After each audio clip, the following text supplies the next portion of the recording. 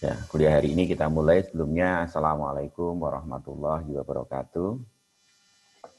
Selamat pagi, salam sejahtera untuk kita semuanya.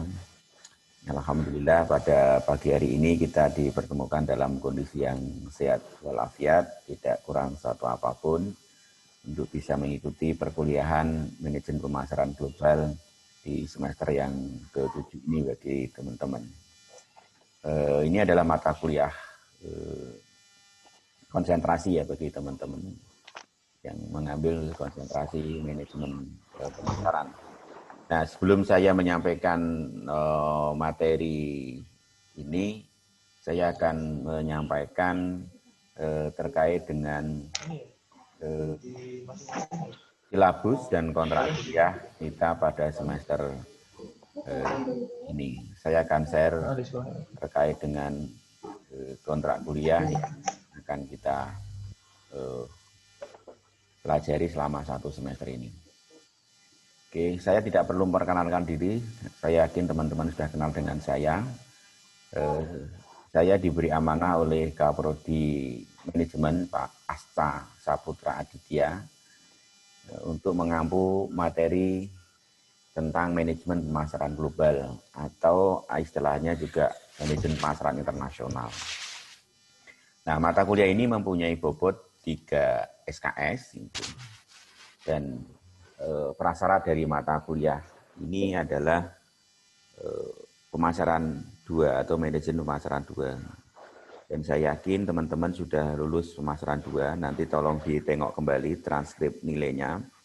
Karena untuk teman-teman bisa mengambil skripsi manajemen pemasaran atau konsentrasi pemasaran ini, syaratnya untuk mata kuliah konsentrasi termasuk mata kuliah bidang, yaitu pemasaran 1, pemasaran 2, dan manajemen pemasaran, serta perilaku konsumen itu nilainya minimal B. Jadi nanti tolong dipastikan itu. Kalau misalnya ada yang masih C, semester ini bisa diambil, tolong nanti bisa diambil di semester ini.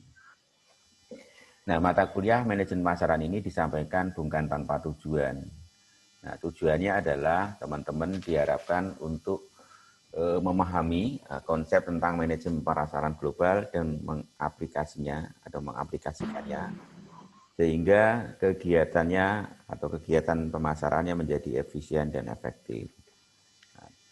Jadi endingnya adalah efisien efektif, biayanya murah tapi laku banyak. Gitu. Nah, untuk mencapai tujuan tersebut, saya desain beberapa outline mata kuliah ini. Jadi ini yang akan kita bahas dalam satu semester. Outline-nya yang pertama terkait dengan pendahuluan, kita akan bicara tentang hal yang ringan-ringan. Sifatnya adalah mereview atau overview pemasaran, baik itu pemasaran 1 maupun pemasaran 2 secara global atau secara ringkas.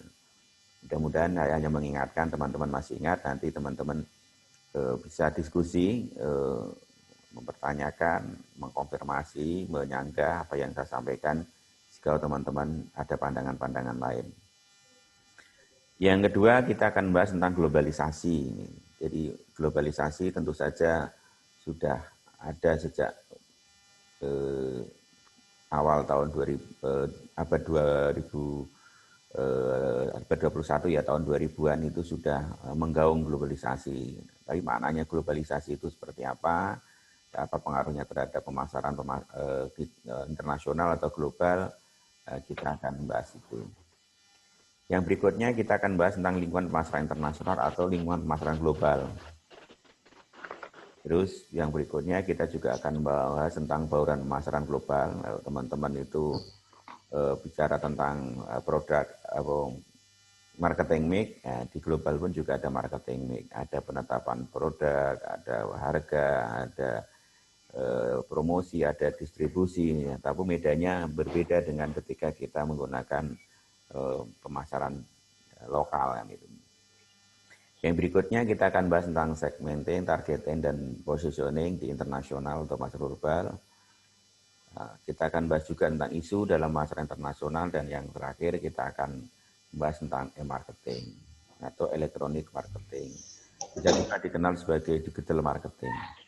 Nah, itu adalah beberapa materi yang akan kita bahas dalam satu semester ini, dan mudah-mudahan dalam satu semester ini kita bisa menyelesaikan dengan baik. Semuanya barangkali tidak semuanya menggunakan Zoom ya, mengingat juga mungkin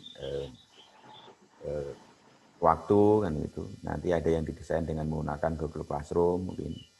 Itu dengan sistem penugasan, nanti ada tugas itu bisa disampaikan di ujian tengah semester atau ujian akhir semester atau tugas presentasi kan itu.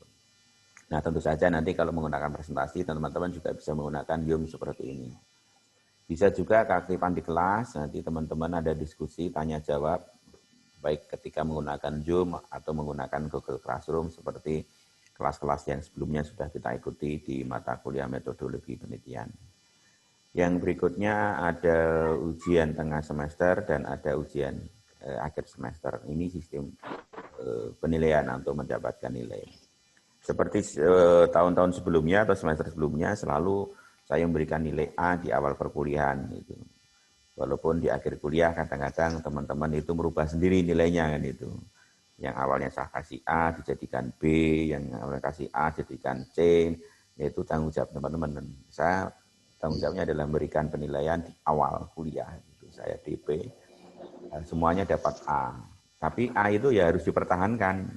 Dengan cara apa? Ya tugasnya tadi harus diikuti, harus aktif di kelas, ujian tengah semesternya mengerjakan, dan benar atau ya paling tidak 80% lah tingkat kebenarannya termasuk ujian. Oke, teman-teman kalau ingin sukses nggak usah takut, ini sering kali saya sampaikan ya ke beberapa kelas ya, termasuk kelas teman-teman yang lalu, jangan takut bertanya kepada dosen, tidak hanya kepada saya, kepada siapapun ya. Karena takut bertanya sesat di jalan, kalau kuliah takut bertanya nilainya nggak akan maksimal kan itu. Hanya tanyanya pada saat kuliah. Niat yang kuat. Saya yakin teman-teman yang duduk di forum Zoom ini, yang hadir di tatap maya ini, adalah orang yang punya niat kuat. Karena niat kuat itu adalah tidak hanya diucapkan, tidak hanya dituangkan dalam KRS, tapi mengikuti perkuliahan. Ini yang perlu digarisbawahi. Terus semangat. Gitu. Kuliah kita pagi hari, saya yakin teman-teman masih semangat-semangatnya ya. Berbeda dengan ketika kelasnya sore, ini sudah ngantuk, sudah lemes, kan, sudah loyo, kan, gitu. Ini pagi-pagi, ya semuanya diharapkan masih semangat-semangatnya. Gitu. Rajin belajar, memang mahasiswa itu tugasnya adalah belajar. Gitu. Mahasiswa adalah tugasnya belajar, pekerjaannya belajar, karena mahasiswa itu adalah status. Rajin belajar. Pertanyaannya Pak, saya nyambi kerja, gimana cara belajarnya? Ya di sela-sela, ada time management. Saya juga dulu bekerja dari jam 7 sampai jam 5 sore jam kerja saya. Tetapi saya juga bisa kuliah, saya bisa menyelesaikan, dan alhamdulillah saya bisa lulus. Mohon maaf ini bukan takabur, untuk memotivasi teman-teman, saya bisa lulus tercepat di angkatan saya, dan insya Allah nilainya juga terbaik di angkatan saya. Dengan hanya paruh waktu, artinya sambil bekerja, sambil kuliah. Kuncinya apa? Kuncinya serius dan komitmen dengan waktu itu, dengan disiplin dengan waktu. Jadi saatnya belajar, saatnya bekerja, saatnya main-main, saatnya tidur. Gitu. Bahkan saya juga mengurangi jam tidur saya, karena waktu belajar saya terkurangi, maka jam tidur saya yang saya kurangi. Hingga Pak saya kalau tengah malam insya Allah pasti bangun ketika saya masih mahasiswa. Nah, oleh karena itu untuk menjaga komitmen tadi, teman-teman saya buatkan ini janji seperti janji-janji semester sebelumnya. Kami mahasiswa Fakultas Ekonomi Universitas Mataram, Pak dosen, kami akan bersungguh-sungguh doakan agar kami sukses. Nah, kalau teman-teman sudah berjanji dalam hati dan kepada dosennya, ya kami sebagai dosen akan merespon dengan baik. Ya, oh ya nak, kami semua mendoakan kalian. Semoga kalian sukses dalam studi dan dilimpahi rahmat Tuhan yang Maha Kuasa. Sebagai mahasiswa tidak hanya belajar, tetapi berdoa. Doanya versi agamanya masing-masing ya. Alhamdulillah saya ditakdirkan untuk mempunyai keyakinan sesuai dengan keyakinan saya, ya saya berdoa. Kalau mau berangkat kuliah, teman-teman silakan waktu untuk sholat duha, malam sholat tahajud, ditambahi sholat rawatib dan qobliyah, itu akan menambah. semangat kita dalam belajar gitu. Nah, yang berikutnya ini slide terakhir untuk kontrak selamat belajar. Kebetulan ini pagi hari dan nikmati cerahnya matahari terbit. Walaupun ini matahari terbenam, ya, kita anggap matahari terbit supaya semangat kita itu semangat pagi. Kalau di pagi hari kita punya semangat, insya Allah sepanjang hari kita akan punya semangat. Kalau di awal pertemuan kita punya semangat, insya Allah sampai akhir pertemuan. Oleh karena itu, kenapa kita berikan tahu mendadak untuk pertemuan kali ini, kita supaya apa yang saya sampaikan dalam satu semester ini teman-teman mempunyai gambaran secara utuh kan itu. Karena teman-teman nanti bisa belajar secara mandiri, baik menggunakan Google Classroom atau menggunakan media internet lainnya. Nah, sebelum saya beranjak ke materi yang lain, yang itu tentang RPS, barangkali kalau ada yang perlu didiskusikan terlebih dahulu, maka saya persilahkan kepada teman-teman untuk memberikan tanggapan terkait beberapa hal yang sudah saya sampaikan tadi. Oh ya, di sini untuk literatur teman-teman bisa menggunakan bukunya J. Warenkagen ya. J. Warenkagen itu yang sangat populer, jadi teman-teman bisa menggunakan bukunya Warenkagen terkait dengan pemasaran global. Yang lain juga bisa menggunakan bukunya Pak Teguh Budiarto dari UGM, itu juga pemasaran internasional, itu yang bisa digunakan. Insya Allah di perpustakaan ada, kalau teman-teman nanti tidak ada untuk yang e-book, Warenkagen atau yang lainnya, nanti silahkan teman-teman WA ke saya, dengan disertai alamat email, insya Allah akan saya kirim e-book yang digunakan teman-teman untuk referensi tambahan perkuliahan ini. Tentu saja kami buat slide itu tidak sepenuhnya ngambil dari buku itu secara utuh. Saya gabung dari berbagai sumber untuk mencapai hal tersebut. Itu sementara, monggo kalau ada yang perlu didiskusikan sebelum saya masuk ke rencana pembelajaran semester.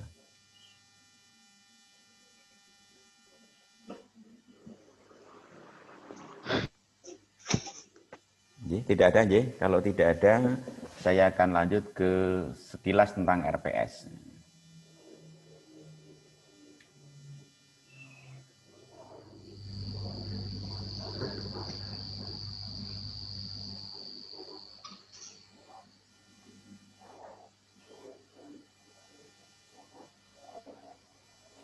Ya. Jadi setiap mata kuliah itu mestinya juga diberikan RPS. Jadi RPS itu adalah rencana pembelajaran semester. Komposisinya ada nama mata kuliah, ada kode mata kuliah, ada rumpun ilmu, ada bobot, ada semester, dan ada revisi RPS itu sendiri di kolom ini. Pengampu mata kuliahnya ada, pengembang RPS-nya ada, koordinator, dan ketua program studi. Nah, RPS ini menjabarkan apa yang akan kita bahas dalam satu semester secara detail. Kalau tadi kan hanya silabus itu adalah bab-babnya saja atau bagian-bagian saja, tetapi di dalam RPS ini sudah saya detailkan, misalnya pertemuan pertama ini.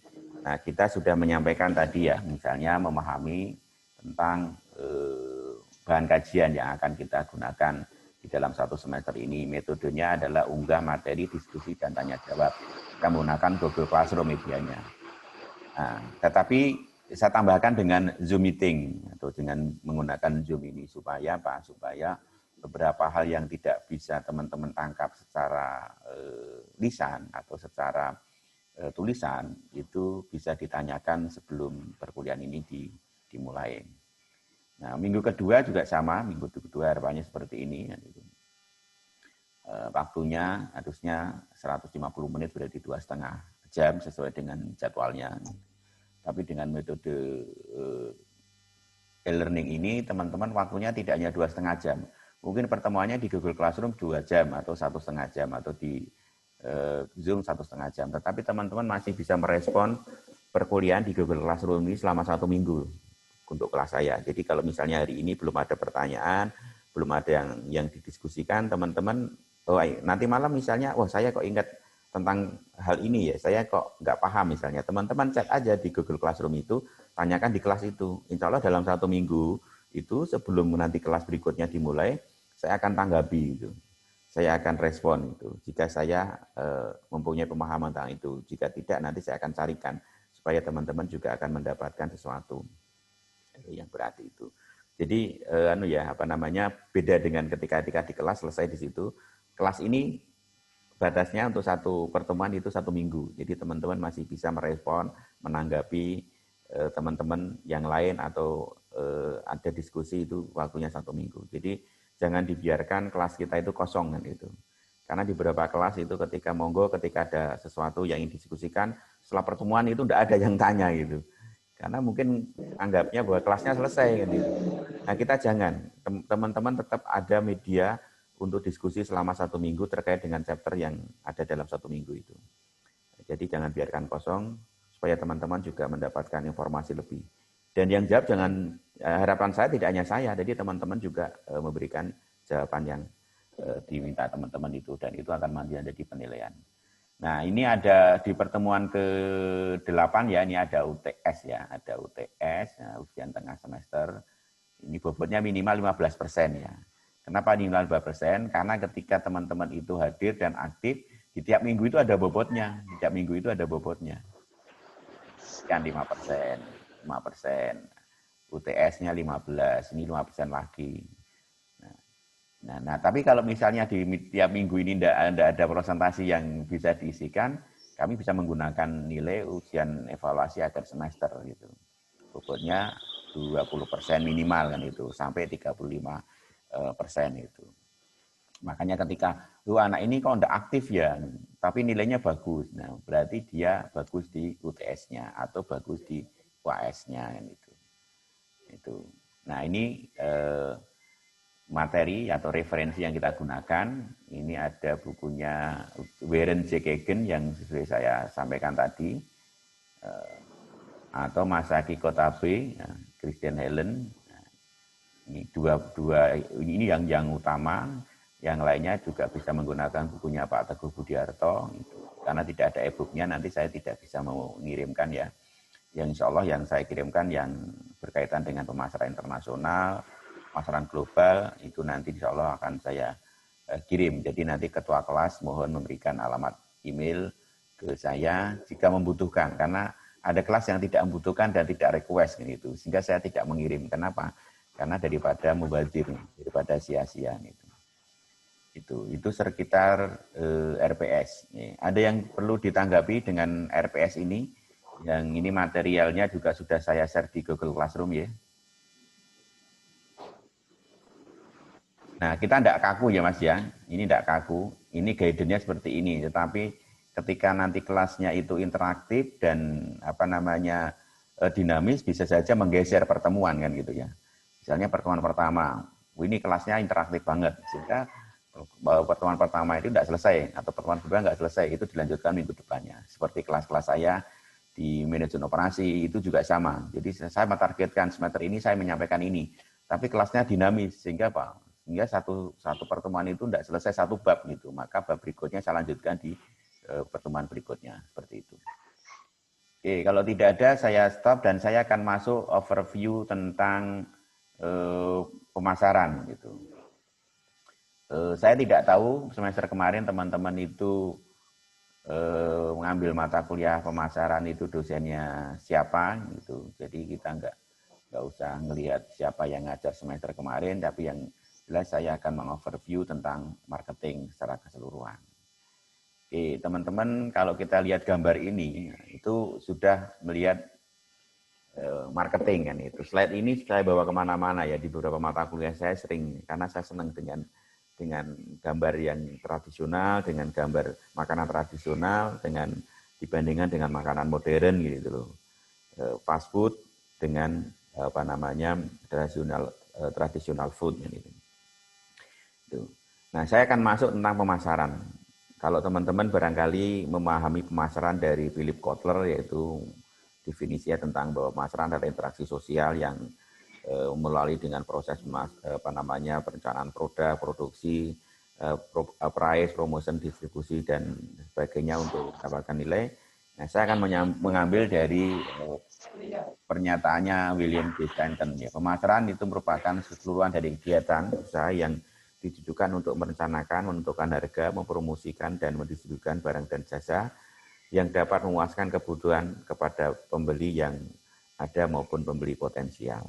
Ini pemasaran. Sebenarnya intinya sama, bahwa pemasaran itu bagaimana kita merencanakan terkait dengan produk, terkait dengan harga, terkait dengan mempromosikan dan mendistribusikan sehingga sampai di tangan konsumen atau masyarakat. Itu intinya itu. Mau kalimatnya panjang sekali, intinya hanya 4 itu. Intinya itu. Sehingga Pak teman-teman sebenarnya bisa membuat definisi sendiri terkait dengan pemasaran ini, itu daily kontrak. Nah, bagaimana caranya? Ya teman-teman membaca definisi-definisi orang lain, misalnya Stanton, misalnya Philip Kotler, misalnya Hermawan Kertajaya. Sehingga Pak, ini ada definisi menurut misalnya Agung, menurut Ari, menurut Mas Amoye, menurut Mas Ibnu, menurut Mas Eri kan gitu loh. Dan mungkin menurut saya kan gitu loh. Itu ada definisi. Sehingga Pak, karena teman-teman itu nanti akan menulis skripsi, biasanya diawali dengan definisi-definisi. Kalau pemasaran ya biasanya tentang pemasaran. Ya, definisi pemasaran menurut siapa? Ada 3-4 orang misalnya menurut Kotler, menurut Panakriman Kertajaya, menurut Stanton. Ya, itu disampaikan ya, di tahun berapa, halaman berapa, baru nanti teman-teman di bawah 3 definisi tadi sampaikan begini kalimatnya. Berdasarkan definisi-definisi pemasaran dari beberapa ahli tersebut di atas, maka peneliti dapat menyimpulkan bahwa yang dimaksud pemasaran adalah bla bla bla bla bla. Itu adalah kalimat teman-teman sendiri. Itu definisi dari teman-teman. Sehingga nanti kalau teman-teman itu skripsinya dikutip dan mengutip pernyataan teman-teman itu, itulah yang disebut dengan pendapat Anda. Nah, saya nyaris belum menemukan hal itu di tulisan skripsi.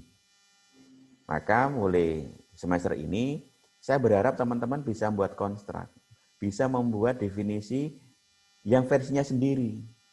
Namun kuncinya harus sudah membaca definisi-definisi versinya orang lain. Sehingga apa? Menyimpulkan. Itulah disebut dengan pemikiran pendapat Anda. Itu.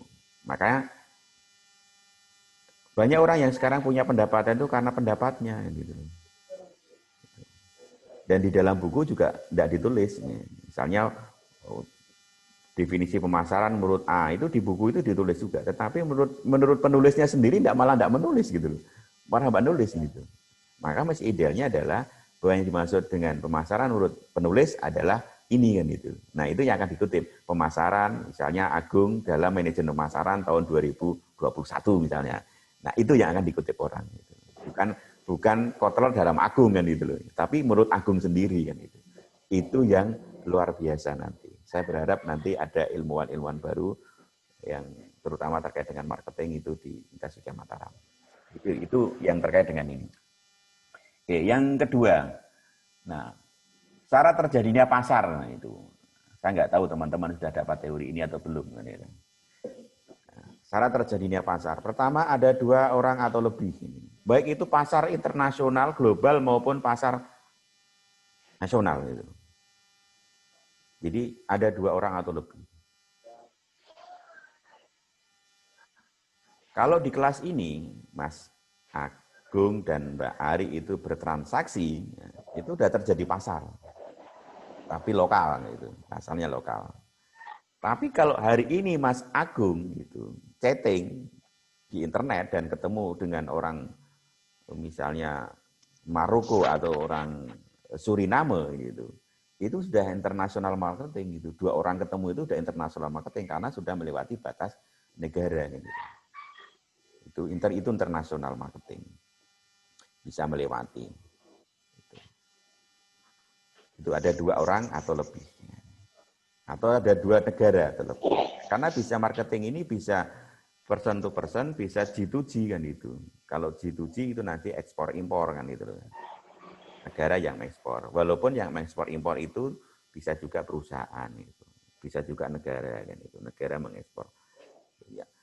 Oke, yang kedua syarat terjadinya pasar atau unsur terbentuknya pasar adalah ada barang dan jasa.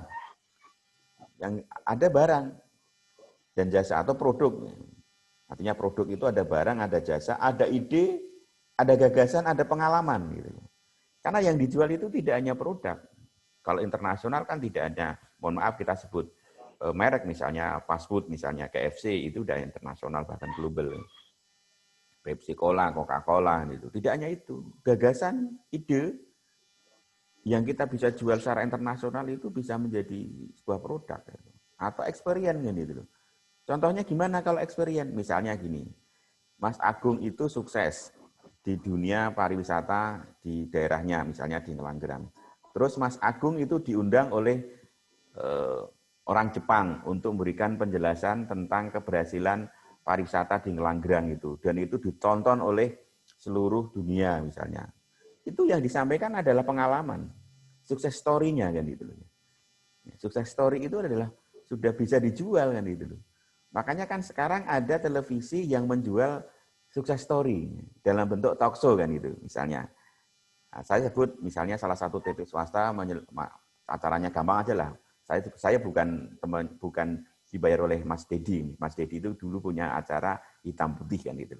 Hitam Putih itu kan mengundang orang-orang terkenal, orang-orang yang sukses di bidangnya dan dia bercerita latar belakang sampai dia sukses itu.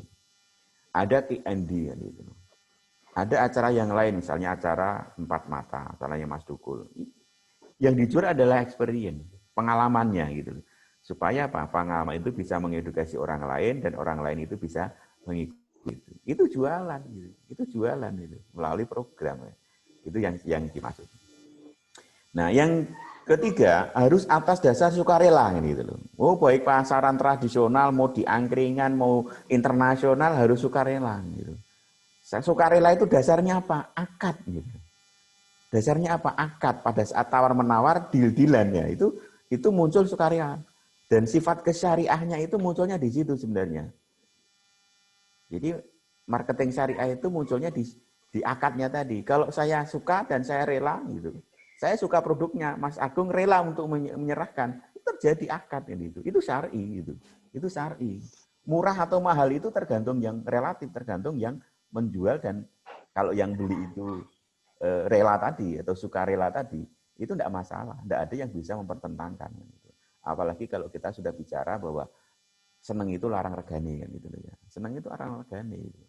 Sekarang sepeda, mohon maaf ya, kalau kita bicara sepeda ya, sekarang ini kan teman-teman itu senangnya naik sepeda kan gitu. Kalau zaman dulu naik sepeda itu naik turun gunung itu malas.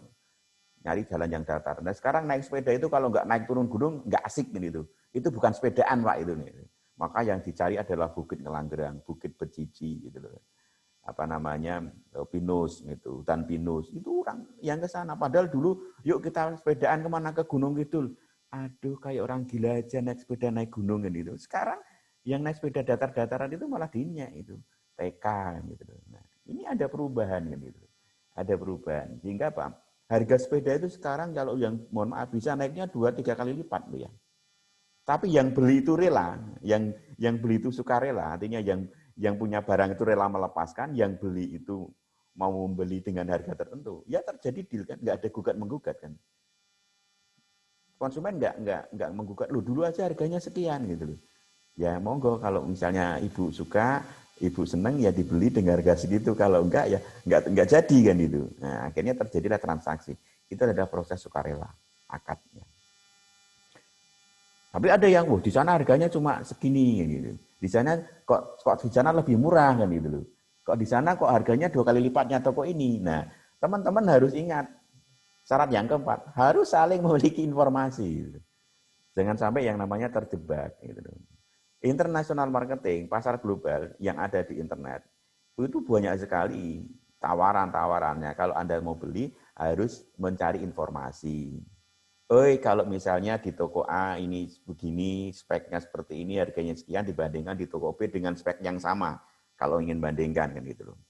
Jangan membeli analoginya seperti membeli kucing dalam karung kan gitu loh ya. Jadi kucingnya dikarungi dibeli ternyata kucingnya orang-orang rambute kan gitu loh. Buku dibuka sing tuku melayu kan wedi kan gitu loh. Kan repot kan itu loh. Jadi harus mempunyai informasi kucingnya warnanya apa, ada bulunya enggak, sudah berkumis atau tidak. Itu harus informasinya harus full. Kalau enggak repot, apalagi di era globalisasi ini, di era Internet of Things ini orang jualan bisa lewat media massa yang kadang-kadang itu hanya difoto gitu loh. Profilnya lewat foto kan itu. Nah, speknya, maka harus ada klausul. Ketika barang tidak sesuai dengan spek, maka dibuat dikembalikan nih. Nah, di apa namanya di internet marketing itu belum ada klausul itu. Belum ada klausul itu. Maka teman-teman bisa menambahkan klausul itu. Sehingga apa? Supaya klien panjenengan itu merasa puas, merasa tergaransi. Apabila teman-teman Bapak Ibu membeli produk saya melalui toko saya ini, spek yang tidak sesuai dengan yang ada di dalam portofolio produk, Bapak dan Ibu dapat mengembalikan. Artinya apa? Teman-teman akan jujur menjualnya ini. Ya sekarang ini kan banyak orang yang jualan itu kadang-kadang kecelik gitu ya. Satu keceleknya kadang tidak dikirim kan itu. Yang kedua dikirim tidak sesuai dengan pesanan gitu loh. Tidak sesuai dengan spesifikasi produknya gitu loh. Kenapa? Karena orang tidak memiliki informasi gitu. Sehingga apa ibaratnya membeli kucing dalam karung kan gitu. Nah, kalau sudah beli informasi gampang. Saya pernah bercerita kan beli produk di salah satu tempat tertentu yang harganya itu mahal sekali. Ketika saya tawar dengan harga mungkin nggak ada seperempatnya. Kenapa saya berani menawar itu? Karena saya punya informasi gitu. Informasi saya sudah full gitu. Harga di sana itu sekian. Kalau saya nawar segitu berarti saya sudah kemahalan. Maka akan saya tawar segitu. Itu yang berikutnya. Oke, yang berikutnya merasa cocok. Nah, seneng, maka seneng itu larang regane, Mas. Mahal. Jadi senang itu mahal harganya. Jadi ada orang yang beli barang kayak gini harganya sekian kok. Mau toh, loh, aku seneng kok ini itu. Aku senang kok gitu. Maka kalau teman-teman ingin sukses, itu satu, jual produk yang memenuhi kebutuhan. Yang kedua, jual produk yang memenuhi kesenangan gitu loh. Yang ketiga, jual produk yang memenuhi keinginan gitu loh. Kebutuhan terpenuhi, kesenangan terpenuhi, keinginan terpenuhi kan gitu loh. Jadi apa? Oh berarti hobinya itu kan gitu loh. Jadi kalau orang jualan produk itu sudah masuk ke ranah hobi, laku. Sekarang ada segmen pasar burung. Berarti apa? Orang yang pergi ke burung itu punya hobi memelihara burung. Bukan hanya sekedar sampingan, di hobi bener kan gitu loh ya. Orang yang sekarang naik sepeda, naik gunung, turun gunung itu, mudah-mudahan tidak hanya sekedar pada saat COVID gitu. Itu udah menjadi hobi. Kalau hobi itu nanti dipelihara terus-menerus, pasar sepeda akan naik gitu. Karena semakin banyak orang yang akan naik sepeda. Kalau semua orang akan masuk ke ranahnya ke hobi. Gitu. Maka ketika kita mau menjadi seorang penjual, satu, jualah produk yang menjadi hobi kita. Hobinya ngopi, jualah kopi. Gitu. Hobinya mancing, jualah pemancingan. Gitu. Minimal kalau ada yang tidak mau beli kopi bisa kita minum sendiri kan gitu. Nah, ya jualnya racun tikus, orang yang tuku masuk diombe dhewe kan gitu. Nah, ya repot nanti gitu. Ya. Pemancingan. Kalau nggak ada yang mancing ya udah kita mancing ada daripada kita mancing tempat orang bayar, kita nikmati pemancingan kita sendiri. Tapi kalau kita tahu kita pasti bisa. Itu. Ya, yang berikutnya tadi ada masalah cocok ya. Cocok itu larang regani, senang larang regani. Ada kemampuan, ya. Ada kemampuan. Berarti kita bicara segmenting, segmen pendapatan. Jadi, oh dia itu, wah saya tertarik barang ini, saya suka barang ini, saya sudah mengetahui barang ini, saya cocok dengan barang ini. Orang ada duit mas itu. Ya nggak akan terjadi transaksi gitu loh. Seneng mas, seneng, cocok mas, cocok, suka mas, suka. Terus ngerti, spesifik, ngerti. Belum tuku. Orang apa? Orang ada duit. Nggak punya uang kan itu. Nah, nggak akan terjadi pasar. Kecuali teman-teman memodifikasi pasar itu menjadi pasar kredit. Gitu ya. Oh, saya kira tidak apa-apa. Bayar kapan-kapan. Uang pasti. Oh, kan demo apa? Jeruk ya, wes jeruk tak tebasi. Jadi nanti muncul barter misalnya itu kemampuan. Dan yang terakhir ada kemauan. Kemauan. Karena ada yang punya sumber daya tidak mau untuk mengalokasikan sumber daya itu sehingga tidak terbentuk pasar. Nah, dengan beberapa hal tersebut sebenarnya pasar itu hanya menjual gosip, Mas.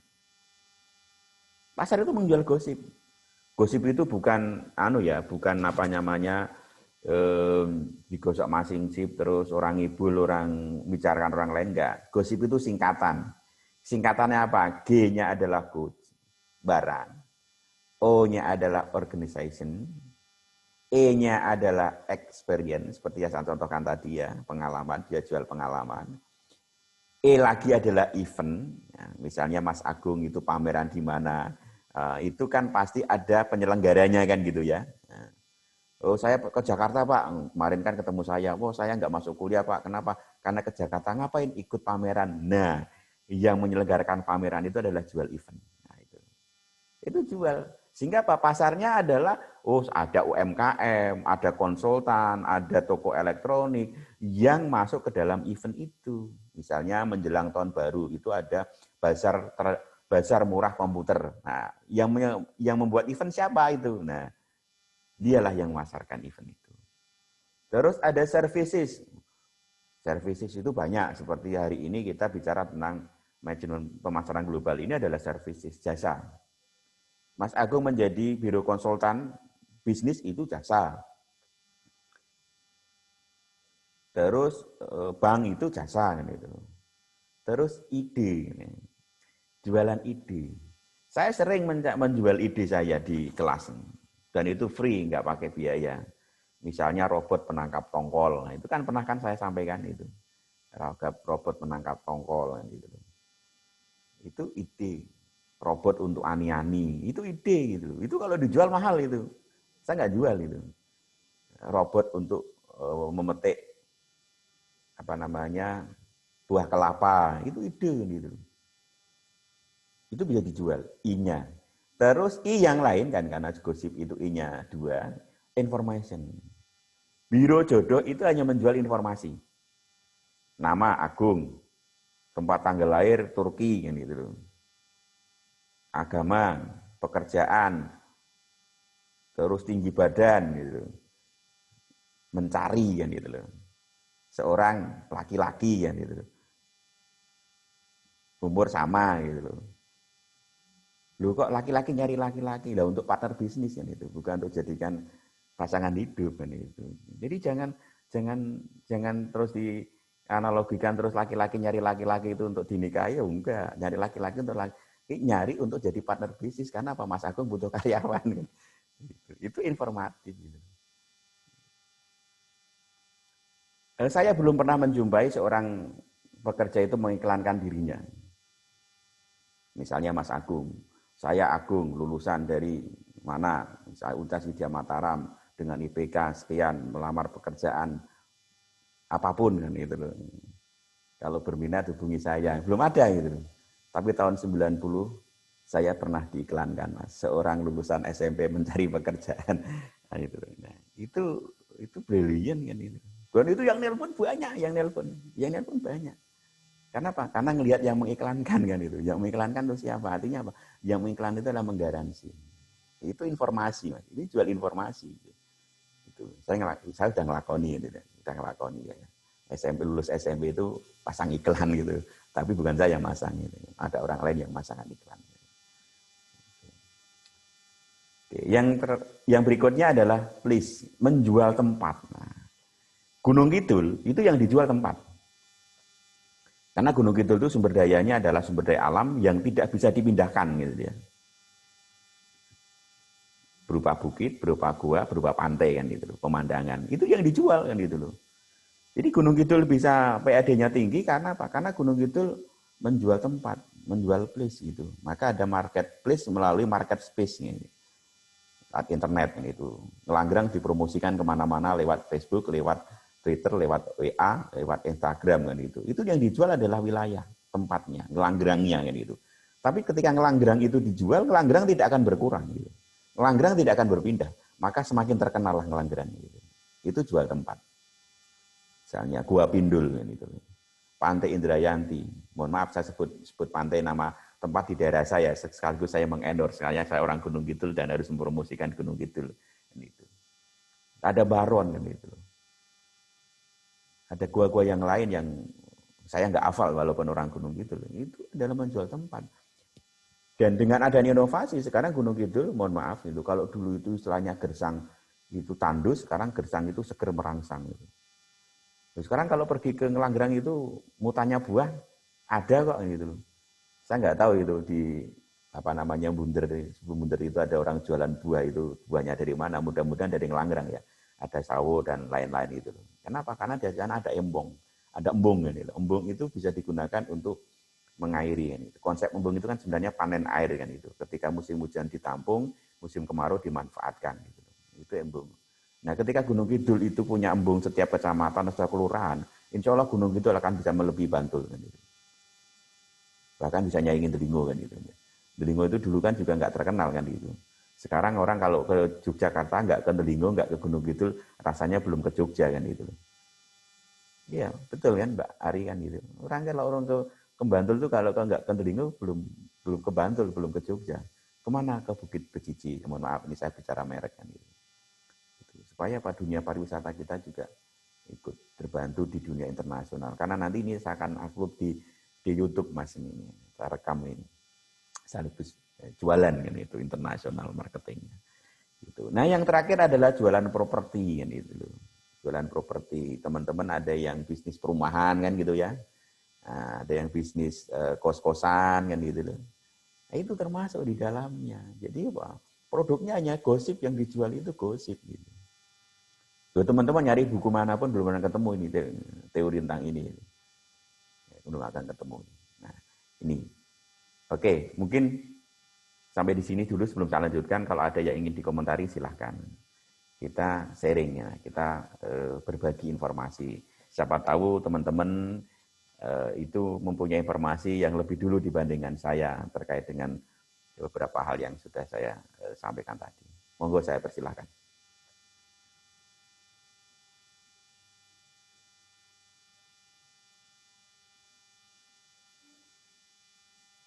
Oke, kalau belum ada, ya saya lanjutkan fungsi pemasaran nih, secara overview-nya. Fungsi pemasaran. Fungsi pemasaran itu adalah menjembatani adanya gap. Nah, mohon maaf, saya ini ngambil dari Google ya itu, gambarnya itu. Ya, padanya yang saya nggak tahu siapa yang posting ini. Ya, menjembatani gap. Jadi pemasaran itu menjadi gap. Karena apa? Ini ada gap. Gap yang harus dijembatani itu gap apa sih? Gap kecepatan terkait dengan distribusi.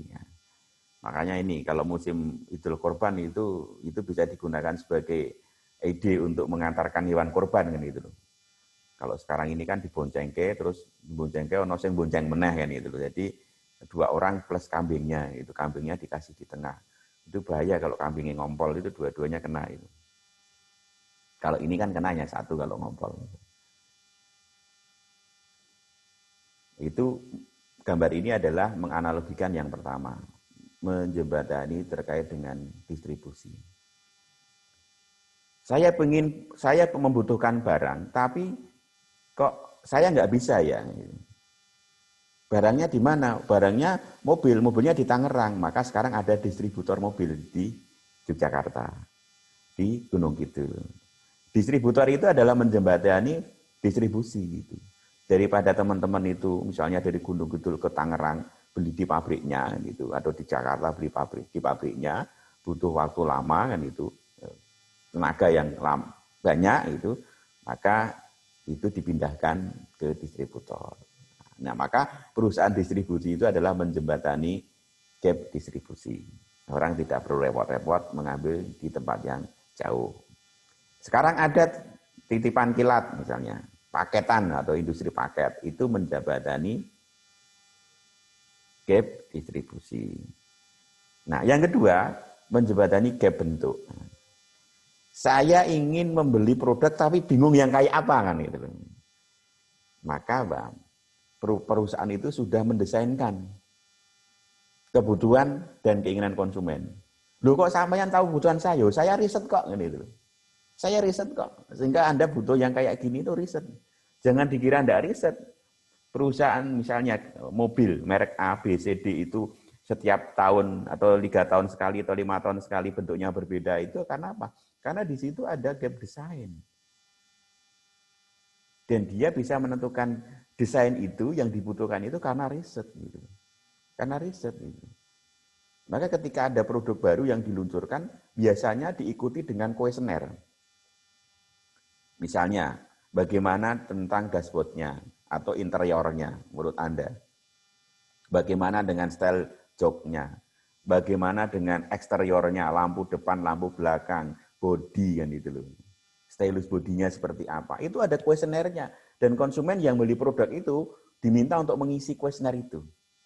Setelah diisi dibalikkan lagi ke perusahaan, bagian perusahaan akan mengolah. Misalnya kita butuh 1000 kuesioner. 1000 kuesioner itu yang memutuskan membutuh seperti ini berapa kan gitu. Oh ada 900, oh berarti orang sebenarnya butuh ke depan itu butuh desain yang seperti ini kan gitu. Ke depan itu. Maka muncullah desain produk. Nah, itu dijembatani. Kok tiba-tiba gawe kayak gini toh? Bukan tiba-tiba, dia by desain. Dia pakai riset gitu. Maka dengan riset itu dia mengetahui bentuk yang diinginkan oleh konsumen, oleh masyarakat itu seperti apa, itu muncul. Sehingga ada miniatur atau prototipe produk. Yang biasanya kalau produk makanan itu dimunculkan dalam bentuk sampel kan itu, dibagikan kan itu. Mestinya yang dikasih sampel itu adalah orang yang dulu diberi kuesioner, mestinya kan itu loh. Diberi kuesioner, terus dikasih sampel, setelah dikasih sampel, dikasih kuesioner lagi. Sesuai enggak dengan pesanan dulu kan gitu. Kalau sudah sesuai langsung launching. Oh ini produk baru lagi. Itu. Oke, yang berikutnya adalah jenis produknya, macamnya atau variannya kan itu. Nah, yang terakhir adalah jumlahnya. Untuk gap ini pakai riset enggak? Pakai riset. Pakai business forecasting. Kalau teman-teman pernah belajar tentang business forecasting, riset. Saya mau jualan produk ini berapa juta itu ada risetnya. Jadi tidak musyawarah mufakat. Maka munculnya sekian. Karena apa? Diprediksikan nanti akan ada pertumbuhan penduduk sekian, pertumbuhan pendapatan sekian, maka akan diharapkan nanti ada potensi pasar sekian kan gitu. Itu pemasaran kan itu. Nah, baru mengerucut ke slide berikutnya adalah apa sih kegiatan pemasaran itu? Orientasi nyata pendekatannya. Yang pertama adalah pendekatan produksi. Pandangannya apa pendekatan produksi? Pandangannya adalah seorang pemasar itu akan pemasaran produksinya kalau seorang pemasar itu akan mendapatkan pemasukan ketika seorang konsumen itu berpandangan bahwa produknya murah. Harganya murah kan itu. Maka orientasinya bagaimana perusahaan itu membuat produk dengan biaya produksi yang murah kan itu. Dengan biaya produksi yang murah. Ini orientasinya produksi. Artinya apa? Kita jual murah. Kalau orang jual murah, diyakini bahwa ini akan laku kan itu. Itu dulu evolusinya. Baru bergeser ke orientasi produk. Orang akan membeli produk kita itu kalau kualitasnya bagus kok. Harganya berapapun dia nggak akan protes. Karena apa? Karena yang akan dibeli adalah kualitas. Maka jer basuki mau beliau gitu loh ya. Ono rego ono rupo kan gitu loh ya. Itu dulu kan itu. Mau sekarang enggak bisa gitu. Nanti ada saya kasih pergeserannya. Yang berikutnya adalah orientasi penjualan. Orang akan membeli produk itu kalau harganya murah. Maka apa yang harus dilakukan? Yang harus dilakukan adalah menggunakan potongan harga, diskon dan lain-lain itu. Promosi kan itu. Itu orientasinya, penjualan. Nah, yang keempat adalah orientasi pasar. Orang akan membeli produk kalau melihat aspek-aspek yang lain. Produknya seperti apa, promosinya seperti apa, distribusinya bagaimana, terus yang layani bagaimana. Itu akan dipertimbangkan. Mohon maaf, sebagai contoh begini, kalau saya pernah mengantarkan saudara saya mau beli sebuah produk. Produk yang mau dibeli itu sudah cocok. Harganya cocok. Produknya sudah senang, harganya cocok. Tapi saudara saya yang saya antar tadi nggak jadi membeli. Kenapa? Karena ada aspek satu yang tidak menyenangkan. Ketika tanya yang melayani, intinya kalau dulu ada SPG-nya atau sales counter-nya, itu tidak kalau bahasa Jawanya tidak digobris gitu loh ya. Jadi tidak diperhatikan gitu. Ngelayannya sambil lalu kan gitu loh ya. Nah, ketika kita sebagai konsumen itu tidak diperhatikan, ngelayani setengah-setengah, hanya sambil lalu, artinya apa? Kita bukan menjadi konsumen prioritas. Ya kita tinggalkan. Karena ada patah mengatakan pembeli adalah raja. Dan raja harus dilayani kan gitu loh. Itu konsepnya. Sehingga Bang, kalau kita melakukan pembelian itu dengan pelayanan yang tidak baik, walaupun produknya bagus, konsumen itu akan meninggalkan. Maka pelayanan sekarang menjadi kunci dalam pemasaran kan itu. Oh ini produknya jangan HP, tapi pelayanannya memuaskan kan gitu. Orang jadi makan kok, orang jadi beli kok gitu. Kenapa? Karena pelayanannya. Nah, yang terakhir adalah pemasaran sosial. Ya, yang dimaksud begini, bahwa saya sebagai konsumen gitu, konsumen akan membeli produk itu manakala produk yang dibeli tadi satu produknya itu bagus, harganya cocok, distribusinya bagus, yang lainnya bagus, dan tidak merusak lingkungan. Gitu. Jadi make sustainable environment. Produknya tidak merusak lingkungan. Makanya sekarang ada evolusi. Apa ada produk yang merusak lingkungan? Loh ada. Mungkin tidak produknya yang digunakan, tapi bisa elemen-elemen yang lain, misalnya pembungkusnya. Kalau pembungkusnya itu pembungkus yang tidak bisa terurai, maka ketika orang makan dibungkus, bungkusnya dibuangnya di tempat yang tidak benar, maka itu akan menjadi sampah yang tidak bisa terurai, dan itu akan menyebabkan gangguan terhadap lingkungan hidup. Itu tidak green. Maka sekarang konsepnya adalah pemasaran sosial itu adalah green marketing. Bagaimana green product? Jadi green product adalah produk-produk itu ramah lingkungan. Kalau produknya sudah ramah lingkungan, ya harganya sudah ramah lingkungan gitu loh. Artinya apa? Harga itu harus mencerminkan kualitas. Yang ketiga, promosinya harus ramah lingkungan kan gitu. Caranya gimana? Kalau misalnya Mas Agung, mohon maaf ini, mau memasang banner atau pamflet atau leaflet, itu tidak boleh dipasang di pohon yang dipaku kan gitu. Karena itu akan merusak pohonnya. Artinya apa? Itu tidak green promotion. Walaupun catnya hijau kan gitu. Walaupun leafletnya hijau, itu tidak green karena akan merusak lingkungan. Gitu. Maka bikin tempat yang tidak mengganggu lingkungan dan pemandangan. Misalnya nutup lampu merah, hijau, kuning di perempatan itu juga nggak green itu. Karena tidak green activity menyebabkan apa? Kecelakaan kan itu. Ada green people-nya, orang yang rayani lama, sopan, santun dan jujur kan gitu loh. Itu green people kan gitu loh. Maka saya daripada repot-repot begini loh. Kita nggak usah menggunakan konsep ada green product, ada green price, ada green promotion, ada green distribusi, ada green people gitu. Cukup satu green apa? Green activity kan gitu loh. Kalau aktivitasnya green itu apa yang dilakukan sudah green gitu. Bagaimana cara melakukannya sudah green gitu. Apa yang dihasilkan pasti green kan itu. Maka dirubah. Di konsepnya adalah green activity. Kalau mau green activity orangnya harus green gitu. Harus apa? Kalau menggunakan konsep saya harus seksi kan gitu. Ya kok orang seksi itu, jadi spiritualnya bagus, emosional bagus, culture-nya bagus, sosialnya bagus, intelektualnya bagus, insya Allah akan green activity. Itu sudah ada jaminan. Karena apa? Itu ada indikator-indikatornya.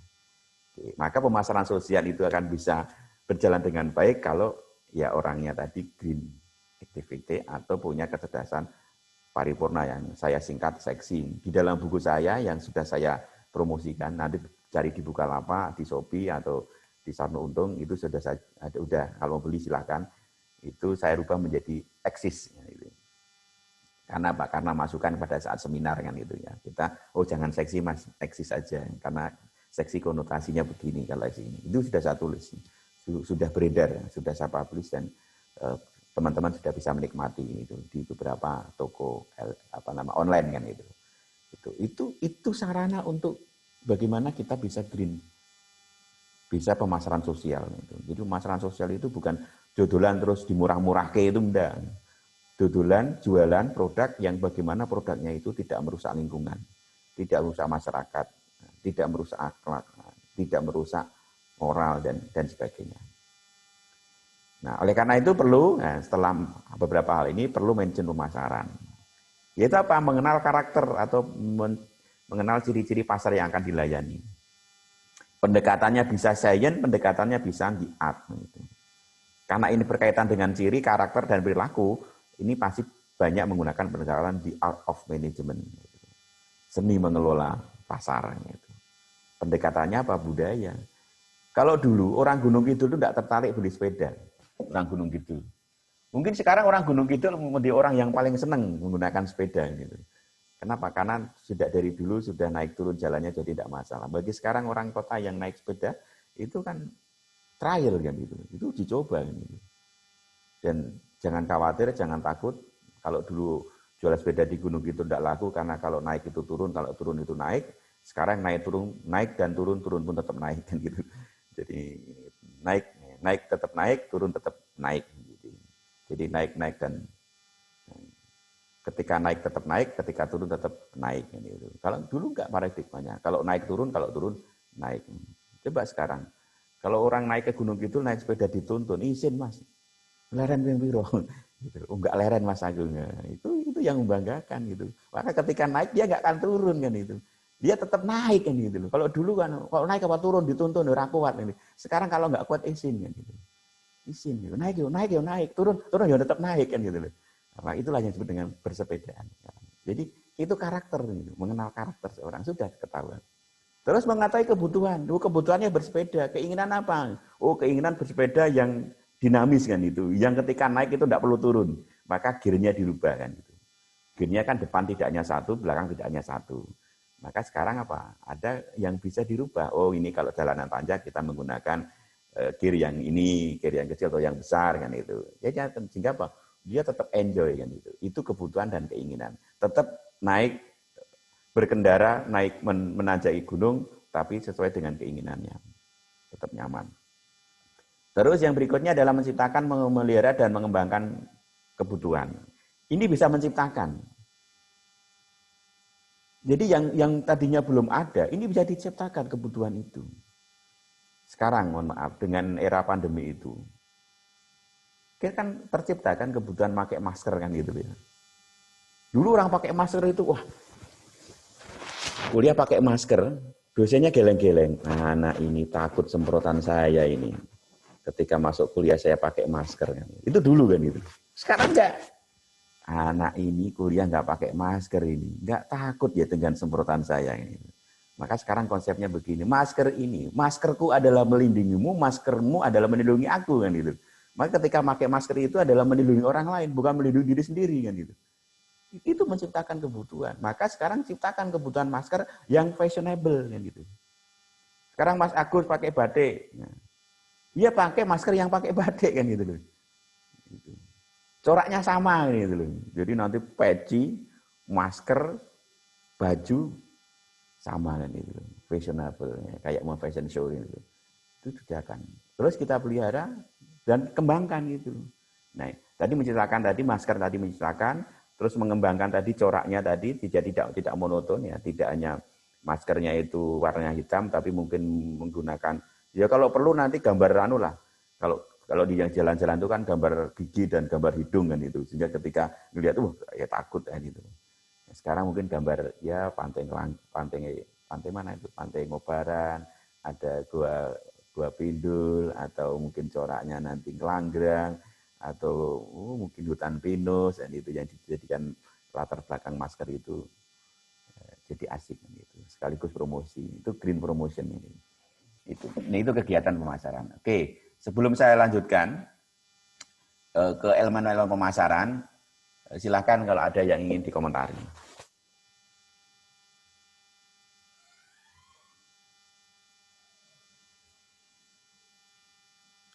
Belum ada ya, karena ini sifatnya mengingatkan. Saya ingatkan lagi, elemen pemasaran. Jadi teman-teman tuh gini, kalau bahasa kerennya itu adalah marketing mix-nya. Bahasa kerennya kan itu. Maka saya menggunakan istilah-istilah lain itu supaya teman-teman itu memahami dari sudut pandang yang berbeda. Gitu. Kalau dari bahasa kita ya bauran pemasaran kan gitu. Atau kalau saya menggunakan istilahnya unsur-unsur pemasaran ini. Atau elemen-elemen pemasaran kan gitu. Apa itu? Produk. Produk itu apa indikatornya? Kalau produk, jadi produk itu apa indikatornya? Satu, orang akan mencari produk itu kalau satu melihat produk ini punya quality of product. Kualitasnya bagus. Oh, kualitasnya bagus, desainnya menarik enggak gitu loh. Iya kan, teman-teman kan juga ngelihat kan, mohon maaf sekarang punya beli ponsel itu kan lihat desain juga, tidak hanya lihat kegunaan kan itu. Beli motor juga ngelihat desain juga kan gitu. Modelnya bagus nih kan gitu. Teman-teman kan lihatnya kan gitu. Kualitasnya gimana? Kalau motor itu dilihat dari kualitas itu bantera kan gitu loh. Anak tuku motor rasa banter yang mending melaku wae kan gitu loh. Oh banter kan gitu loh. Banter ini modelnya Wagura kan gitu. Berarti itu desain. Wagura gitu. Mosok kayak numpak kursi kan gitu loh. Maka kadang kan dibuat desain yang lebih stylish, lebih elegan kan itu. Dari tahun ke tahun itu kan desainnya lebih elegan. Mohon maaf, saya ambil evolusi. Saya bukan mempromosikan, tetapi ambil contoh aja evolusi sebuah merek otomotif kan itu. Honda. Honda itu kan dulu ada pitung kan itu ya. Yang pitung itu dominasi warna merah sehingga diplesetkan menjadi BMW. Bebek merah warnanya kan itu. Pitung itu Honda. Sekarang dari generasi pitung ke sekarang itu modelnya berubah enggak desainnya? Berubah gitu. Semakin bagus atau semakin enggak gitu. Semakin elegan lah gitu, semakin elegan gitu. Semakin elegan sampai sekarang ada muncul yang skuter metiknya misalnya. Saya elegan mau bawa apa saja bisa di dalamnya kan gitu loh ya. Itu mau HP-nya enggak kehabisan baterai bisa ada di situ karena dilengkapi dengan charger. Itu desain. Terus pengepakan kalau ini barang yang bukan sepeda motor, bukan mobil karena saya belum pernah melihat orang jualan mobil dipak gitu, dikerdusi gitu loh ya.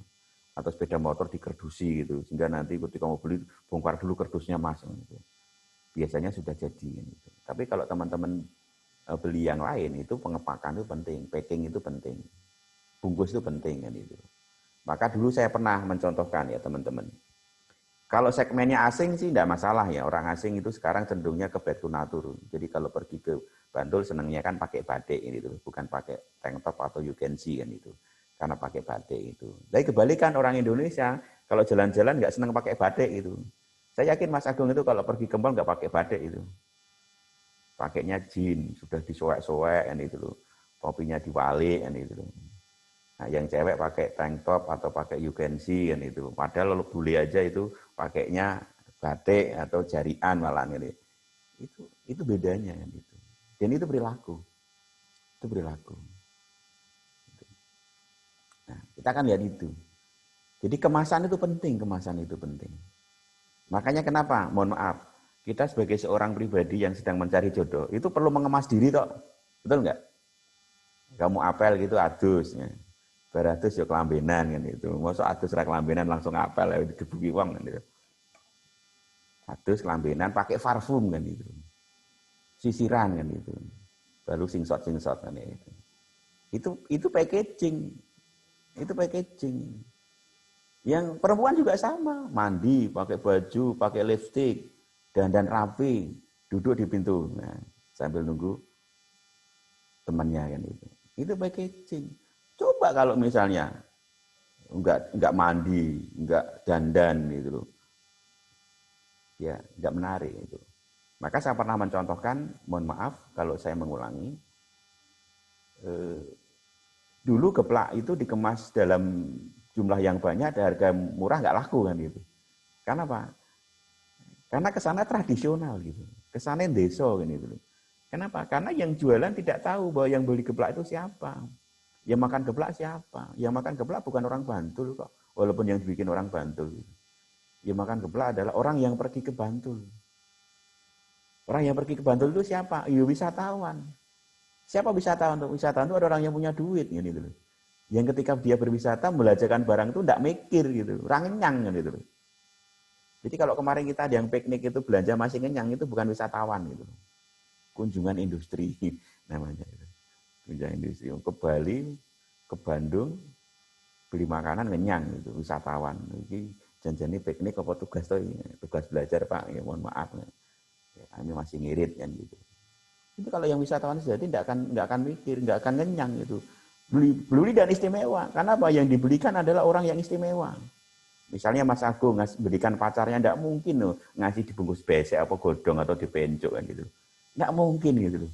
Mas, sampeyan ado-ado mulai aku ini pencuk Mas gitu loh. Waduh Mas, sampai orang ngergani aku Mas ini. Enggak bisa gitu. Tidak laku. Masih Mas Agung mencari yang kemasannya bagus walaupun isinya di dalamnya itu enggak karuan. Orang ngerti isinya aku. Tapi penting bungkusnya apik. Demikian juga Mbak Ari juga sama. Membelikan milah-milih. Nek perlu koncone kon ngewangi milih kan gitu lho. Sing ndi sing apik yo. Nek aku iki lho, menurut kowe ndek iki lho. Sing dikeki sapa kancaku lho. Lho kancamu ya kowe sing ngerti ngono. Kok milih aku lho, nek tak pilih kok tertarik mbek aku kan gitu. Nah, itu package. Pengepakan itu penting gitu. Maka sekarang apa? Kita banyakkan orang Indonesia itu orang visual. Jadi melihat sesuatu, membeli sesuatu bukan karena apa yang dirasakan, tapi membeli sesuatu karena apa yang dilihat kan gitu loh. Kesan pertama begitu menggoda gitu. Karena apa? Bungkusnya apik, bungkusnya menarik. Maka ada seni menjual melalui kemasan. Kemasan lah yang menjual. Itu dimulai dari minyak curah gitu. Dulu itu kan jual minyak itu kan ketika saya masih kecil itu kan pakai sekeliter segayung, gayung kan gitu ya nih. Diwadahi plastik terus dituntek, taleni karet nyeling gitu. Sekarang enggak, milih yang mana, kemasan yang bagus kan gitu. Mau beli yang berapa isinya 100 liter, 100 mili, 200 mili, 1 liter, 2 liter sekarang ada, 5 liter ada, tergantung kebutuhannya. Itu packing. Nah, yang berikutnya indikator produk adalah services. Melayaninya gimana kan itu. Karena melekat, ketika kita jualan produk itu pasti melekat di dalamnya adalah pelayanan. Pasti gitu. Kecuali swalayan gitu. Tapi saya yakin di sekitar kita, kalau kita masuk pasar dalam negeri, kita melayani pasar dalam negeri, belum swalayan, tapi semi swalayan. Karena masih ada yang nunggu. Masih ada yang menunjukkan. Masih ada yang ngarahkan, namanya SPG. Yang namanya swalayan itu tidak ada sama sekali orang ngambil di wadah ke kasir, bahkan mungkin kasirnya nggak ada, kalau pengen menggunakan elektronik semuanya, pakai barcode dan mereka itu transaksi. Itu swalayan, kayak beli bensin sekarang. Oh bensin nggak ada yang nunggu, Anda harus ngambil sendiri, Anda bayar sendiri, ditinggal. Di Indonesia belum bisa, tapi di luar negeri bisa. Nah, kita dengan international marketing itu menyesuaikan. Pasar luar negeri itu seperti apa?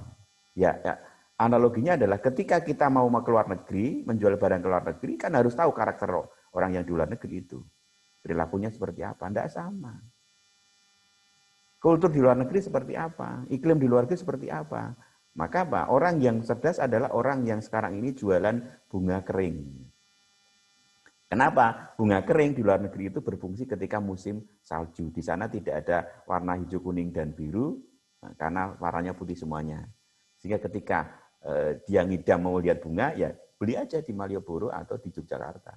Bunga kering yang terbuat dari klopot, yang terbuat dari bunga kelapa itu. Tapi lihat servisnya, yang ngelayaninya. Gitu. Gimana gitu? Kalau yang layaninya nggak bagus seperti yang saya sampaikan tadi, ya akan ditinggalkan. Nah, yang berikutnya adalah cara penggunaannya. Teman-teman kalau beli sekarang dari luar negeri, ya harus ada instruktur penggunaannya. Beli laptop nggak tahu cara menggunakan, bingung ya. Tekan kemarin ibu emang ngerajang berambang gitu. Itu talenan kok apik mentole gitu. Marah 12 juta ibu talenan, iki laptop bu. Ibu nggak ngerti, nggak dikandani gitu. Laptop ngerajang berambang gitu. Saya kan ngeri kan itu, karena nggak tahu penggunaannya gitu. Ini orang malah gue tutulan ayam gitu, bulan besar ngetok ayam itu jebol gitu. Nah ini cara penggunaan, maka instruksinya penting. Kenapa? Di luar itu berbeda dengan Indonesia. Ada di sana itu tegangan listriknya tidak sama dengan Indonesia. Ada yang 110, nah di sini 220 itu. Ora iso dienggo Mas itu. Utang ora nancep tak tancep ke listrik ora ono. Strum ora mlebu itu. Ayo tegangannya beda. Sama dengan ketika teman-teman pergi ke luar negeri, teman-teman kalau hanya membawa charger Indonesia yang sekarang ini teman-teman pakai, di beberapa tempat di luar negeri nggak akan bisa digunakan. Karena di sana colokannya 3 lubang gitu. Charger ini colokannya 3 lubang. Itu dari cara penggunaannya. Jadi beli produk ya bisa digunakan. Di mana? Di sini. Ada nggak daya dukungnya? Sama dengan ketika Anda belum punya listrik, beli kulkas kan gitu loh. Akhirnya apa nggo nyimpen baju. Ora iso dienggo Mas napa? Aku ora ono listrik lho. Kok aku tuku kulkas lho. Ora ngerti nek kulkas iku janjane nggo listrik kan itu. Artinya apa? Kulkas untuk nyimpen baju kan itu. Lho kan lemari ya padha-padha lemari kan itu. Lemari besi ini kulkas. Nah, yang terakhir dari produk itu adalah garansi. Ada enggak jaminan purna jualnya atau garansi layan garansinya? Misalnya rusak itu harus dikembalikan, harus diperbaiki atau harus bagaimana? Itu harus jelas kan itu. Ini kalau rusak di mana? Waduh saya nggak tahu Mas ini. Saya cuma jaga nih, anak rusak nanti gimana buang mawon nanti repot nanti loh. Ya gini, Mas saya berharap ini tidak rusak. Tapi kalau terpasangnya rusak, nanti tolong dibawa sini saja. Nanti akan uruskan nanti proses perbaikannya. Itu yang bagus itu. Kalau konsumennya bagus, oh iya Mbak terima kasih. Datang Mbak ini kok kemarin saya beli kok saya pakai belum memandu kok enggak bisa ya kok rusak ya. Itu yang baik, akhirnya datang. Tapi kalau yang tidak baik gimana? Ini gimana jualan nggak niat kan gitu. Barang belum bisa dipakai, udah rusak gitu. Niat jualan nggak, nah, itu repot. Maka customer service yang melayani komplain itu harus orang yang berani dimarahi. Tahan banting kan gitu. Risiko di dunia tertinggi itu bukan dimarahi, jadi tidak apa-apa. Kalau dimarahi legowo ikhlas itu pahalanya banyak. Gitu. Jadi kalau mau nyari pahala banyak, ya rela-rela dimarahi.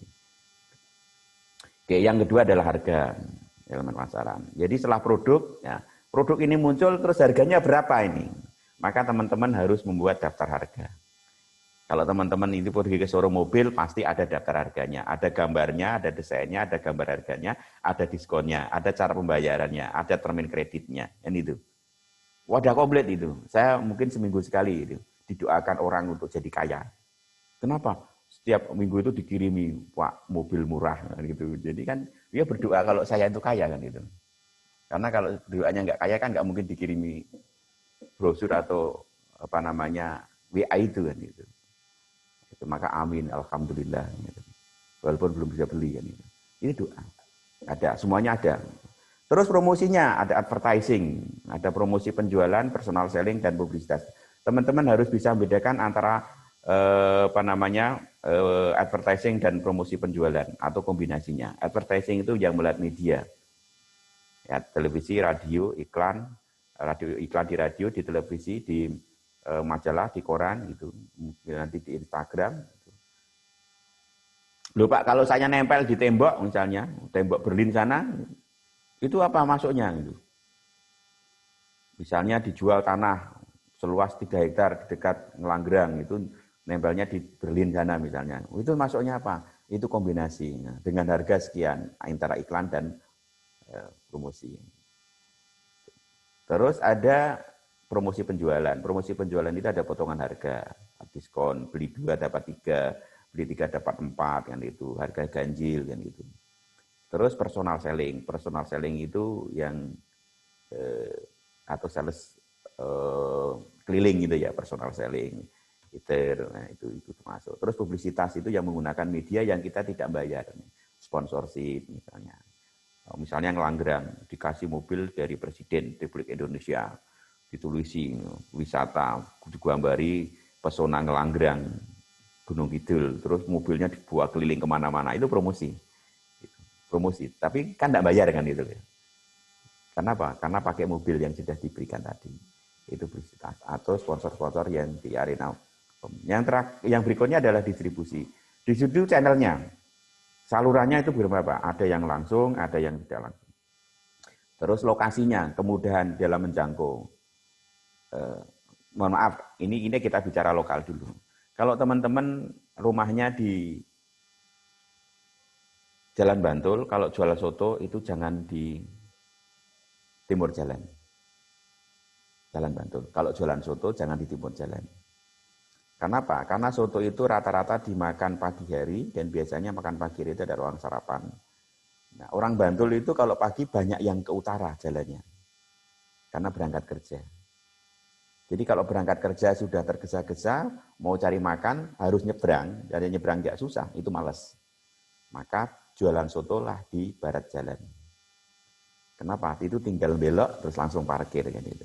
Itu kalau jualan soto. Tapi kalau mau jualan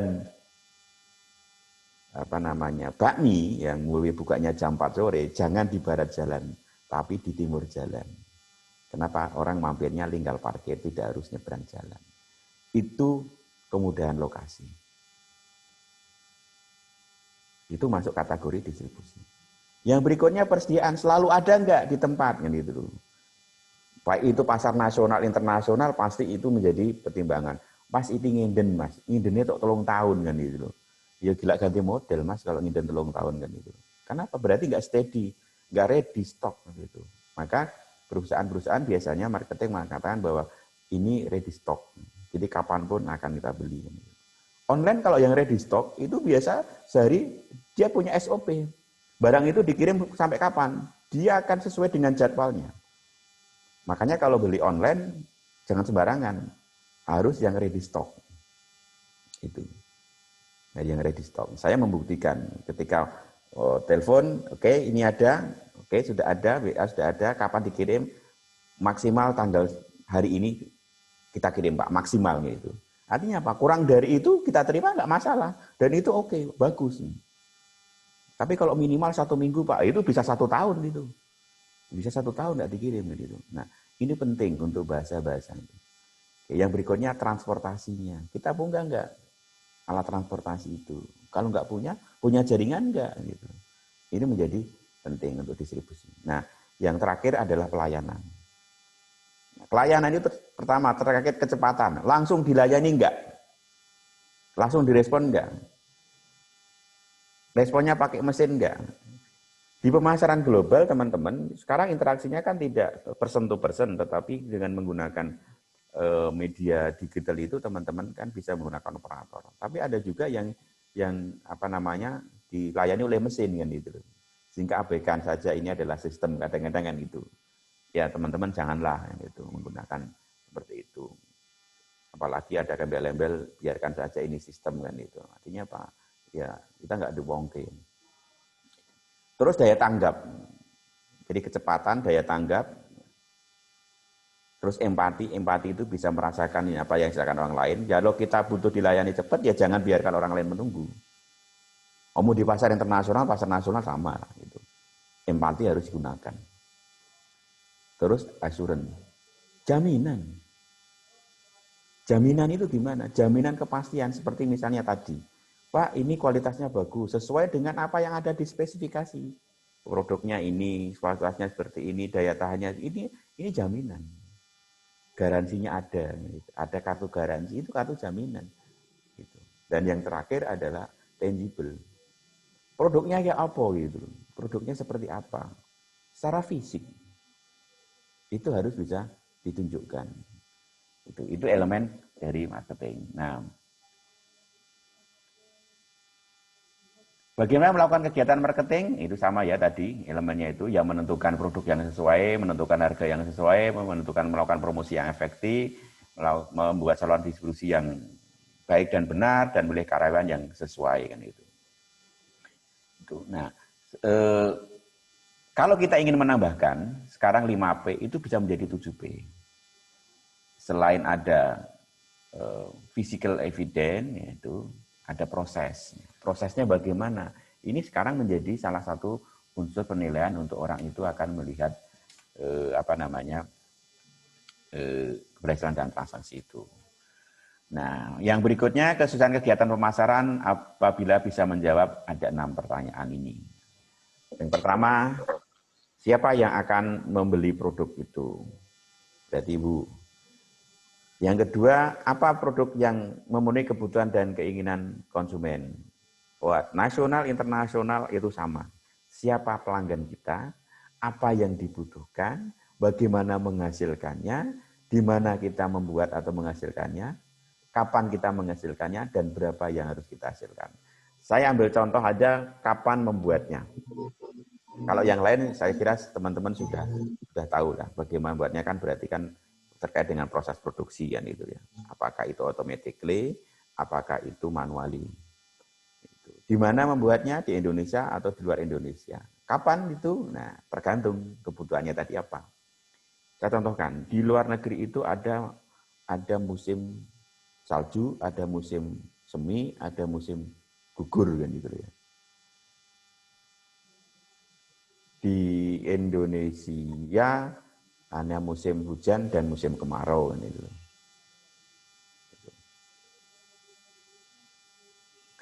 Nah, terkait dengan ketika kita ingin melayani pasar luar negeri, kita ngelihat bahwa pasar luar negeri itu ada musim salju.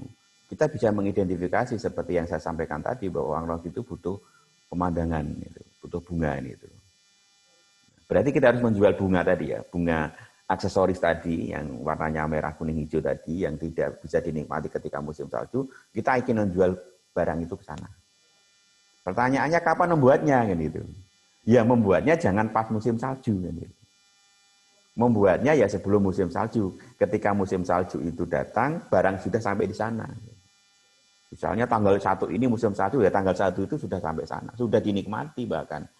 Berarti sebelum musim salju barang sudah sampai di sana. Ini terkait dengan when. Karena apa? Karena kalau timingnya nggak tepat, itu sampai sana sudah musim semi kan gitu loh. Dan itu orang sudah tidak butuh lagi. Itu contoh yang pertama, ketika kita menjual ke luar negeri. Nah, yang kedua, ketika kita membeli dari luar negeri, timingnya juga harus pas. Kadang-kadang kita mau negara ini kan mengimpor beras kan gitu ya. Impor berasnya itu pada saat musim tidak panen gitu.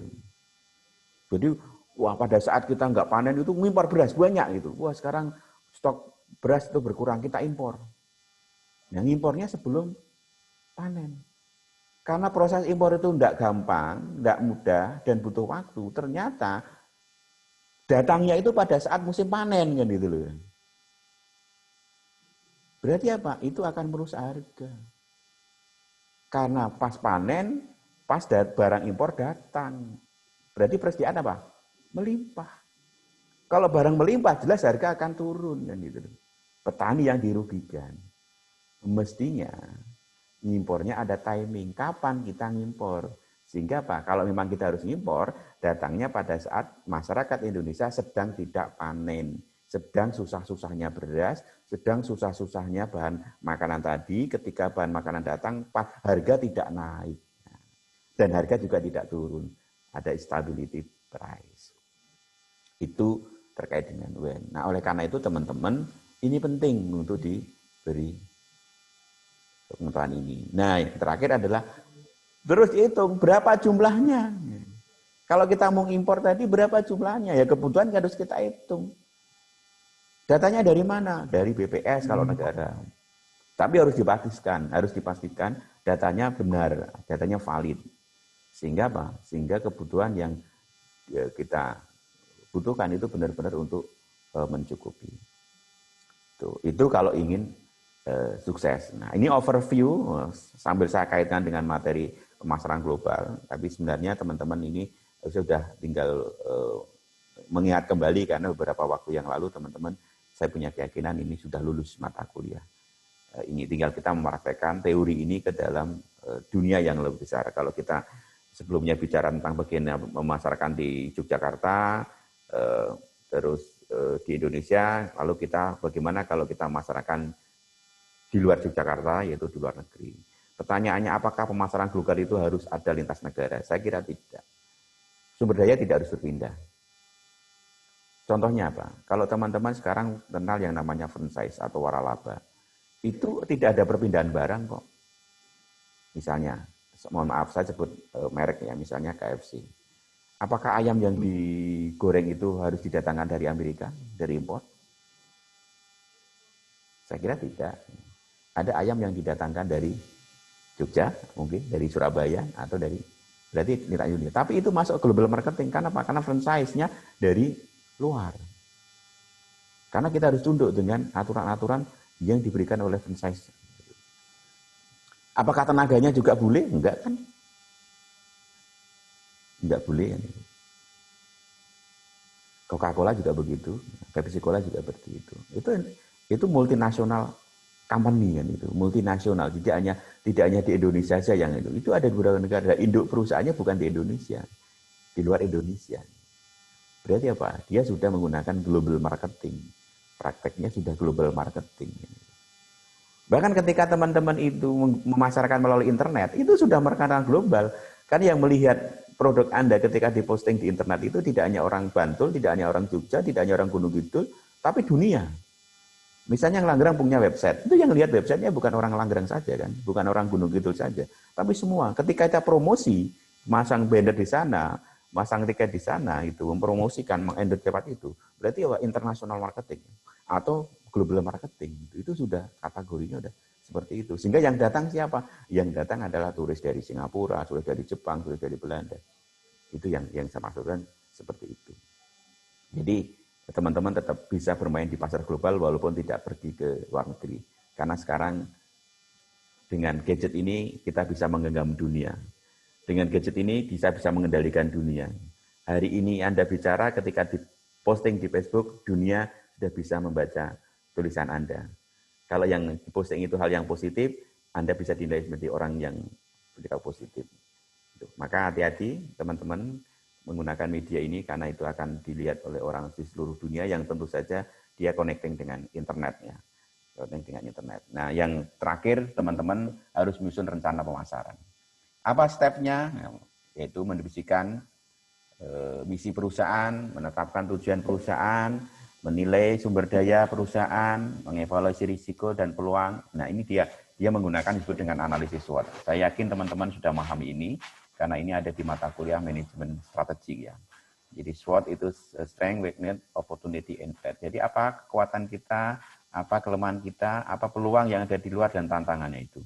Baru merumuskan strateginya. Itu kalau sudah kita ketahui kekuatan kita itu seperti apa, itu baru menyusun strategi. Ya kalau kita belum tahu kekuatan kelemahan, ya kita nggak akan bisa menyusun strategi. Strategi itu bisa dilakukan ketika kita sudah mengukur apa yang kita miliki. Oh, saya hanya punya ini, oh berarti saya harus begini. Oh, saya punya kelemahan ini, berarti harus seperti ini kan gitu. Oh, perusahaan ini hanya punya sumber daya sekian, berarti strateginya ya, kita hanya punya tenaga kerja sedikit, berarti online marketing saja gitu. Terus implementasi strategi melalui rencana dan pemasaran, yang terakhir mengevaluasi implementasi strategi dan mengembangkan strategi baru berdasarkan umpan balik yang ada, itu report-report yang ada. Nah, strategi itu kalau disusun, nah, teman-teman, ini sudah satu mata kuliah selesai. Ini, kalau kita bicara tentang rencana dan strategi pemasaran. Satu, perencanaan, analisis global, analisis lokal, analisis jenis usaha, analisis SWOT dan tujuan. Ini rencananya kan sampai ke sini tujuan saya. Strateginya apa? Ada segmenting, targeting, dan positioning. Segmentasi pasar kita itu siapa? Targetnya siapa? Kita itu posisinya di mana? Itu harus kita ketahui. Terus kalau kita sudah tahu segmen, target, dan positioning, lalu taktiknya apa? Ada diferensiasi produk, ada marketing mix, ada selling, gitu. Terus apa nilai yang kita tawarkan? Ada merek, ada layanan, ada manajemen, gitu. Baru kita akan menjadi pemasar yang berhasil. Ini satu mata kuliah selesai satu hari kalau kita bicara tentang kulitnya. Nah, minggu-minggu berikutnya kita akan mendetailkan materi-materi ini menjadi subbagian yang secara teknis bisa kita implementasikan di lapangan. Gitu. Saya berharap teman-teman ya sekarang sudah mulai praktek lah. Itu menjual produk. Itu menjual produk itu tidak harus menjual produk secara utuh, jualan makanan dan lain-lain. Teman-teman menjual portofolio itu, memasang CV saja, itu sebenarnya sudah jualan gitu. Maka kalau teman-teman buka blog saya, itu ada CV saya, itu saya dalam rangka jualan kan itu. Nah, siapa tahu nyantel kan gitu. Nah, itu kira-kira teman-teman hari ini yang bisa saya sampaikan. Monggo kalau ada yang ingin didiskusikan lebih lanjut, masih ada waktu yang bisa kita manfaatkan. Monggo saya persilahkan.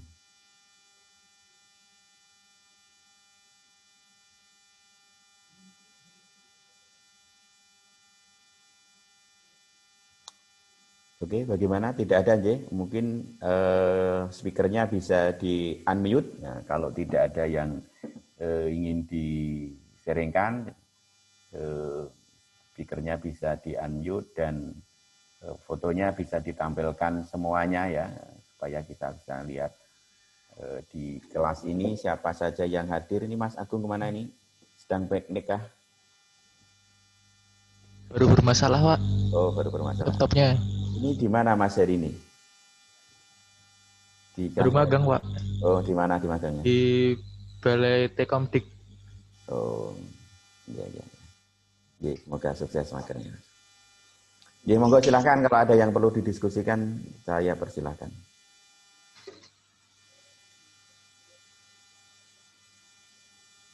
Mungkin Mbak Ari, Mbak Arum, Mas Awoye, Mas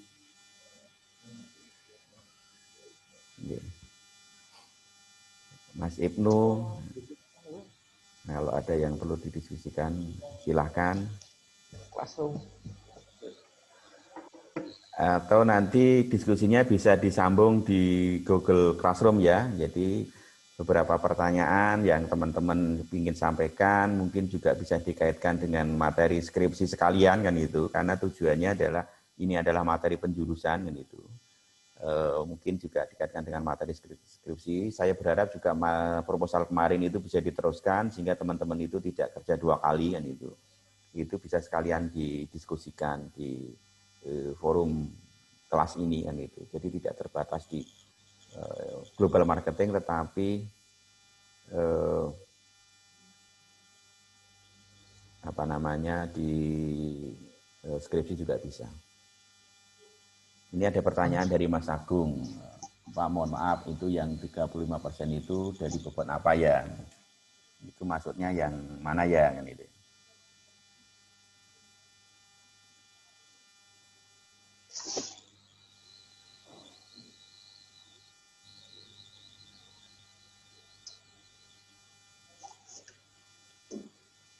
Jadi bobot 35% itu ketika bobot-bobot yang lain tidak terpenuhi ya. Ketika bobot-bobot yang lain tidak terpenuhi, misalnya keaktifan di kelas tidak muncul seperti yang saya sampaikan tadi, ya, ketika apa namanya kehadiran nggak terpenuhi, maka itu bisa digunakan. Jadi minimal 20-35% itu di bobot penilaian UTS, maaf UAS ya, di UAS-nya. UAS. Jadi ada UAS, ada UTS. Tapi domainnya itu UAS dan UTS.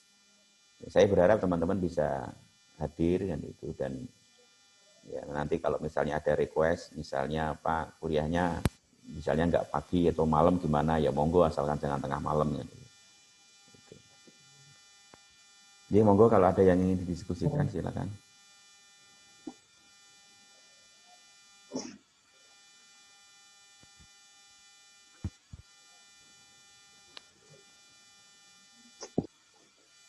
Kalau tidak ada, hari ini saya cukupkan ya, nanti bisa di unmute ya supaya bisa.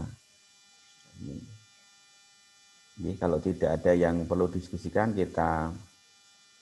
Ini magang semuanya ini. Sedang magang semuanya. Saya udah selesai, Pak. Oh, magangnya di mana Mbak Arum? Saya di Telkom. Oh, nak no dapat pulsa no di Telkom. Ya, Mas Agung sama Mas Heri satu tempat. Mas Ibnu, Agung itu sama juga. Ya, sama Mas Ibnu. Ya. Oh, bertiga ya berarti ya. Nah, Mbak Ari di mana magangnya?